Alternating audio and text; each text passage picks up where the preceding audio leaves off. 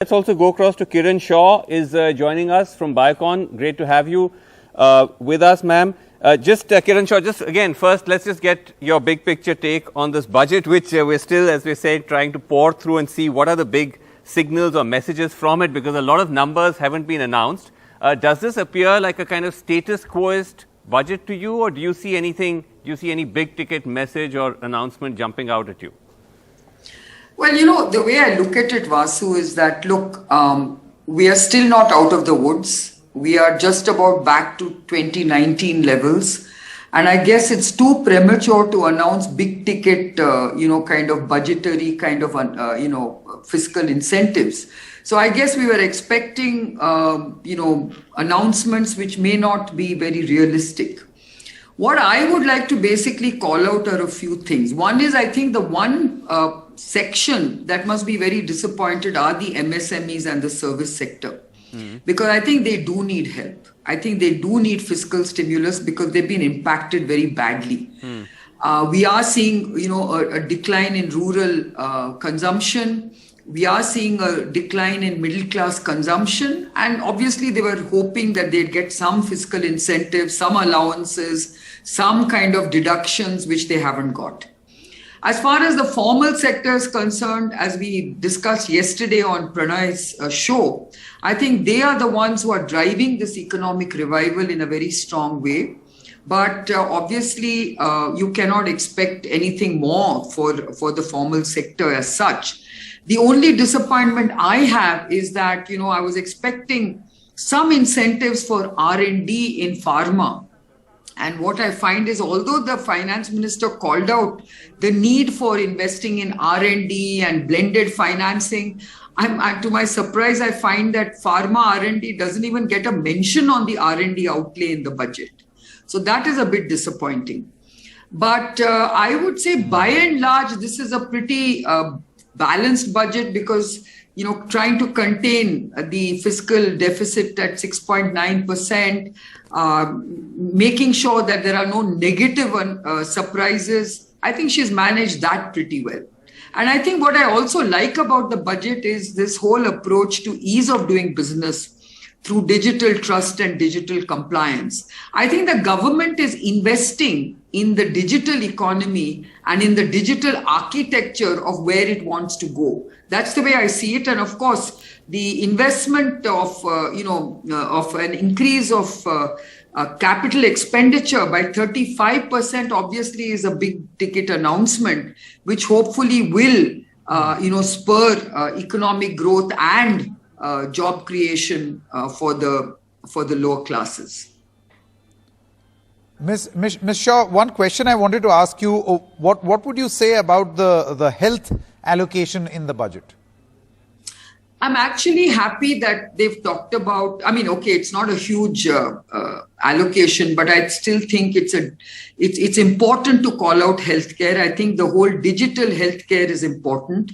I'm glad they called out mental health because that also is another very important initiative which they've announced as a sort of a new initiative anchored by NIMHANS and IIITB in Bangalore, because I think that is going to be important. Again, it's all about digital health, creating the digital infrastructure for healthcare, because I can tell you that without a digital platform for healthcare, nothing is going to move. And so from that point of view, we have a roadmap ahead of us.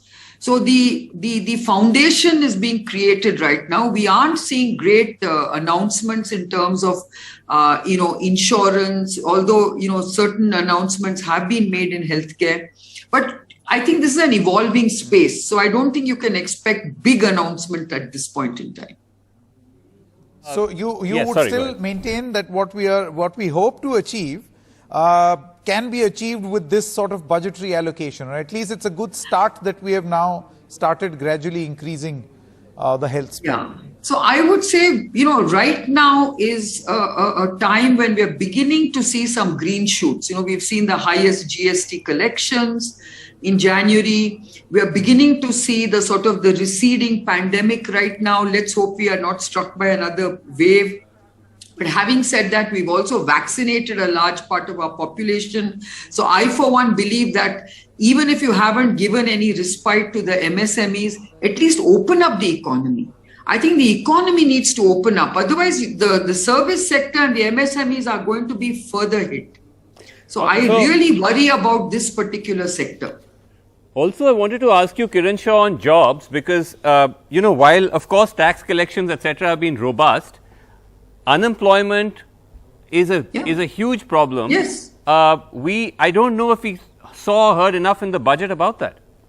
No, you're absolutely right, Vasu. I really worry about these huge job losses that have taken place in the sectors that I talked about. Whether it's the service sector, which is really the travel, tourism and hospitality sectors, whether it is simple service sectors like, the beauty parlors and what have you, or whether it is the MSME sector in general. I think huge job losses because these lockdowns have impacted them at a much higher scale than what it has affected the formal sector. So there's no doubt about it. There is a huge disparity between the formal and informal sector when it comes to pandemic impact. And I think that's where the unemployment has been seen. 4.5 million people have been moved further into poverty because of the pandemic. These are not good signs. And therefore, I think we hope that this capital expenditure that is going to be deployed towards infrastructure will be done fast so that you can at least create some jobs for, the people who have been thrown out of employment at least the very lower levels. Kiran Mazumdar Shaw, is it possible for you to elaborate on why you feel that the MSME sector has found itself in a tricky situation post this budget? Because, last year we've seen that apart from the budget also, in that stimulus package that was announced, there was a very strong focus by the government on this very sector, the MSME sector. Yeah. So let's put it this way. If you look at, say, just the auto industry, I think if you look at the auto industry, the demand for, two-wheelers and small vehicles is declining. The demand there is really for the larger vehicles because of, as I said, the formal sector has done well, and therefore the demand for the higher grade vehicles is much higher. So I think most of the MSMEs are catering as ancillaries to the category of vehicles that are at the lower end of the scale. That's where I think they are being hit very badly.